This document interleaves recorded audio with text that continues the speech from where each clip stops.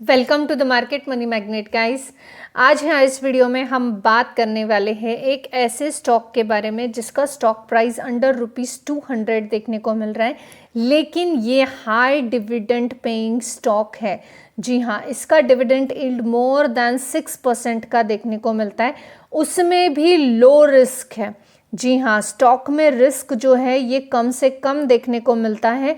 Power sector से ये stock belong करता है, लेकिन ये भी याद रखिए इस स्टॉक में सेफ डिविडेंड के साथ साथ लॉन्ग टर्म के लिए ग्रोथ आउटलुक भी देखने को मिलता है।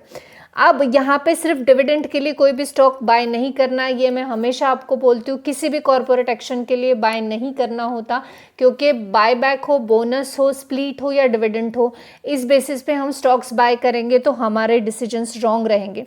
लेकिन इस स्टॉक को स्टडी करने के पीछे का पर्पस हमारा ये भी है कि इस स्टॉक में क्लियर ग्रोथ देखने को मिलती है। शॉकिंग चीज़ तो ये भी है कि इसका शेयर होल्डिंग पैटर्न अगर आप जाकर देखेंगे तो इसमें आपको प्रमोटर का होल्डिंग 0 देखने को मिलने वाला है, पब्लिक भी यहाँ पे 0 देखने को मिलती है, साथ ही साथ FIS और DIS भी 0 देखने को मिलते हैं। क्यों, ये चीज़ हम आने वाले अपने वीडियो में जानने ही वाले हैं, तो स्टे ट्यून, पूरा वीडियो देखिए, उसके बाद डिसीजन लेना कि क्या ये हाई डिविडेंड और लो रिस्क स्टॉक में आप भी इन्वेस्ट करना चाहेंगे या नहीं। तो चलिए सबसे पहले तो हम देख लेते हैं कि ये कंपनी करती क्या है एग्जैक्टली। तो सबसे पहले मैं आपको बता दूं कि ये जो कंपनी है ये इंडिया की first listed power sector infrastructure investment trust है।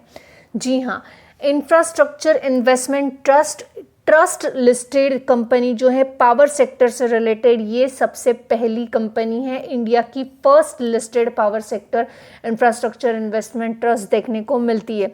ये करीबन 2026 में जो है इस्टेब्लिश की गई थी और ऑपरेट करते थे power transmission and renewable energy assets में। इंडिया में हम सब जानते ही है कि पावर सेक्टर और रिन्यूएबल एनर्जी का भविष्य बहुत अच्छा हिंदुस्तान में देखने को मिलने वाला है।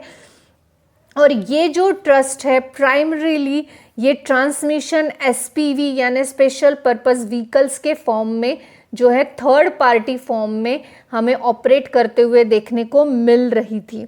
उसके बाद में अगर हम थोड़ा और डिटेल में जाए तो ये ना तो पब्लिक कंपनी है ना ही प्राइवेट कंपनी है। क्यों? क्योंकि ये एक इंफ्रास्ट्रक्चर इन्वेस्टमेंट ट्रस्ट है। ट्रस्ट कभी भी ना पब्लिक हो सकता है ना प्राइवेट हो सकता है, तो ट्रस्ट ये एक third entity, as a third entity introduce हम इसको कर सकते हैं। अब यहाँ पे शेयर होल्डिंग पैटर्न में शेयर होल्डर्स न रहने का रीज़न यही है कि ये एक ट्रस्ट है। अब जब ट्रस्ट होता है तो ये यहाँ पे होल्डर्स नहीं होते, लेकिन यूनिट होल्डर हम यहाँ पे कहीं ना कहीं बोल सकते हैं कि ये रिसीव कर सकते हैं 90% तक राइट्स उसके, लेकिन 90% तक राइट्स जो होल्ड करेंगे वो यूनिट होल्डर राइट्स होते हैं, ये डायरेक्ट राइट नहीं होते। यहाँ पे डिस्ट्रीब्यूटेड कैश फ्लो ये भी ट्रस्ट का at least once in a 6 month वो वहाँ पे एट्रीब्यूट कर सकते हैं। अब फाइनेंशियल ईयर के अकॉर्डेंस देखा जाए तो रेगुलेटरी अथॉरिटीज़ अगर चेंज होती है, कोई रूल्स चेंज होते हैं, तो ऑब्वियस है यहाँ पे भी हमें चेंजेस देखने को मिल सकते हैं। अब इसके अलावा अगर हम इसके थोड़े फंडामेंटल्स देख लें तो यहाँ पे मैं आपको बताना चाहूँगी कि मार्केट कैप करीबन 17,898 करोड़ का देखने को मिलता है। करंट जो प्राइस है स्टॉक प्राइस 168 की देखने को मिलती है। स्टॉक P 63 का है। ROCE जो है ये 7.51 का है। ROE 6.60 का है, which is good. Dividend yield आप देख सकते हैं 6.48% का कंसिस्टेंट डिविडेंड पेइंग स्टॉक ये हमें देखने को मिलता है। एक्स्ट्रा इनकम अगर आप जनरेट करना चाहते हो through the dividend without risk, और विदाउट रिस्क बोलने से अच्छा है लो रिस्क में, तो definitely you should consider this stock.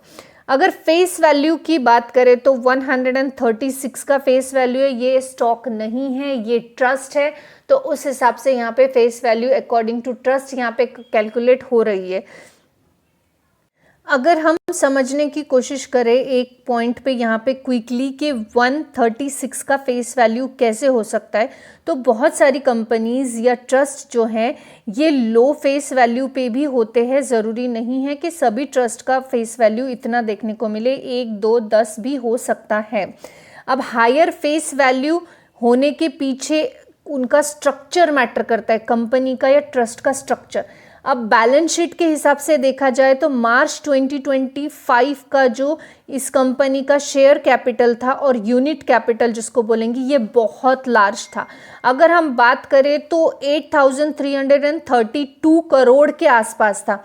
अब ऐसा सर्टन नंबर अगर यूनिट में रहेगा तो ऐसे सर्टन नंबर यूनिट में रहने के बाद में उसको अगर हम डिवाइड कर दे, लार्ज कैपिटल को हम अगर नंबर्स में डिवाइड करें यूनिट को, तो रिलेवेंटली ऐसे ही फेस वैल्यूज़ निकल के आएंगे। इस वजह से हमें इसका फेस वैल्यू जो है ये बहुत ज़्यादा देखने को मिलता है। इक्विटी और यूनिट कैपिटल होगा is equal to, suppose to be इसका होगा 8,332 करोड़ के आसपास एज पर बैलेंस शीट 2025 का, और उस नंबर को इम्प्लाइड करेंगे तो आपको जो है फेस वैल्यू मिलता है, और इस वजह से यहाँ पे 136 का फेस वैल्यू है। अगर आप इसको और डिटेल में समझना चाहते हैं तो मुझे कमेंट में फेस वैल्यू यानी FV लिखिए और हम लोग इसके ऊपर एक स्पेशल वीडियो लेकर आएंगे। अब यहाँ पे जो है हमने ये तो देख लिया फेस वैल्यू इसका 136 क्यों है। डेप कंपनी पे ज़्यादा है, ऑब्वियस है, ये इन्वेस्टमेंट ट्रस्ट है तो यहाँ पे डेप रहना लाजमी है। करंट असेट 3,145 करोड़ के हैं। इन्वेंट्री कंपनी के पास अवेलेबल है। पेट्रोस्की स्कोर के हिसाब से ये कंपनी लॉन्ग टर्म के लिए फिट बैठती हुई हमें देखने को मिल रही है। अब ये कंपनी है कौन सी, तो ये कंपनी है इंडीग्रिड इंफ्रास्ट्रक्चर ट्रस्ट। इंडीग्रिड इंफ्रास्ट्रक्चर ट्रस्ट जो है ये हमें करीबन 168 पे ट्रेड करता हुआ देखने को मिल रहा है। इसका अगर हम ये मैक्सिमम चार्ट पैटर्न पे 5 इयर्स के हम ओपन करें तो हम देख सकते हैं कि 5 सालों में इसने करीबन 57% के रिटर्न्स ऑलरेडी बनाकर दे दिए with the consistent dividend paying stock ये है। अब इसका डिविडेंड ये कितना देता है अगर हम इस पर एक शॉर्टली देख लें, इसके लिए हम प्रॉफिट एंड लॉस अकाउंट पर आ चुके हैं। आप देख सकते हैं यहाँ पे जो डिविडेंड पे आउट है ये 129%, 221%, 126%, 194%, 241% से लेके जो है 86% तक का डिविडेंड पे आउट ये कंसिस्टेंसी से स्टॉक देता है। लेकिन इस स्टॉक में कुछ रिस्क भी है, चलिए हम उसको भी डिस्कस कर लेते हैं। अब इस स्टॉक में इंडीग्रिड इंफ्रास्ट्रक्चर ट्रस्ट में जो रिस्क और चैलेंजेस है उसमें है डेप रिस्क या लिवरेज। अब जैसे ये स्टॉक जो है ये डेप टू फंड एक्विजिशन में काम करता है तो ऑब्वियस है कि इसमें लिवरेज जो रहेगा ये इंक्रीज होता रहेगा, और इसको अगर अच्छे से मैनेज नहीं किया गया और इसका क्रेडिट का प्रेशर इस पे बनता रहा ट्रस्ट पे तो डेफिनेटली ये एक कंसर्निंग फैक्टर यहाँ पे देखने को मिल सकता है।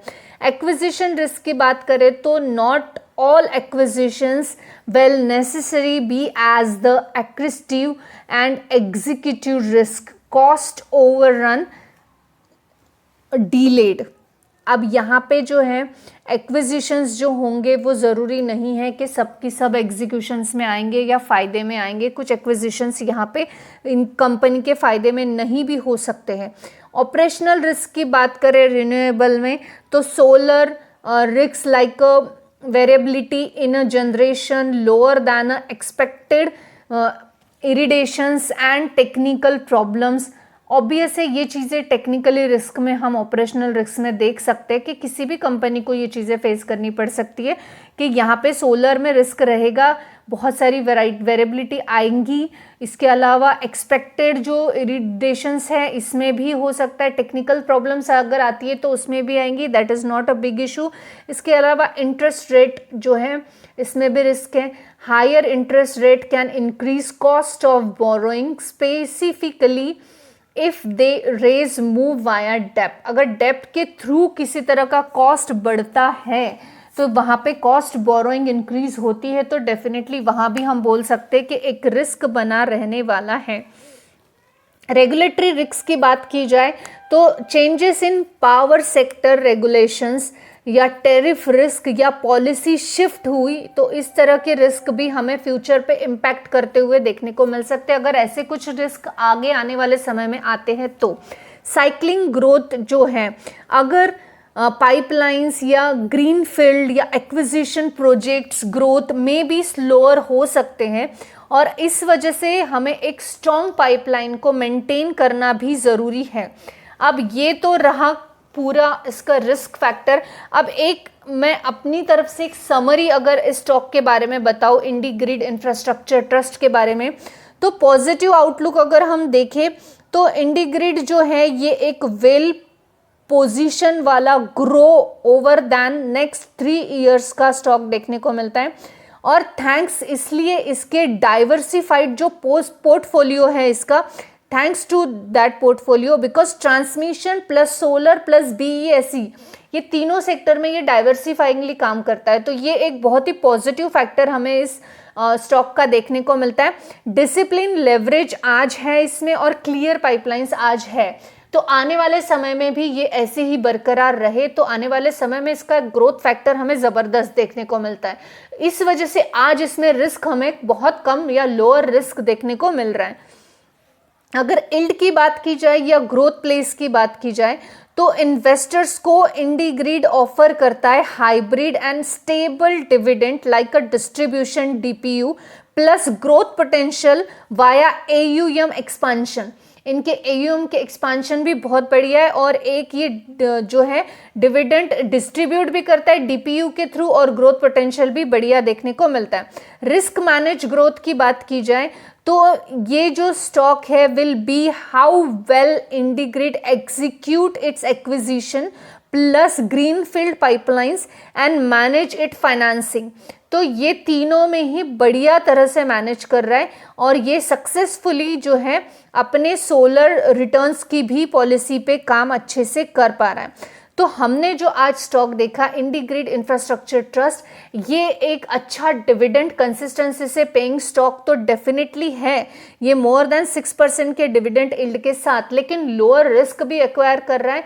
साथ ही साथ आने वाले दिनों में या आने वाले सालों में एक स्टेबल इनकम जनरेट करने का भी इसमें पोटेंशियल देखने को मिलता है। ये इंडिया का फर्स्ट पावर सेक्टर का इंफ्रास्ट्रक्चर ट्रस्ट हमें देखने को मिलता है। तो ऐसे स्टॉक को स्टडी करना हमारा बनता है। Before investing you must ask your financial adviser. I am not giving any advice here, neither a buy nor a sell. I hope this information is informative for you. Thanks for watching.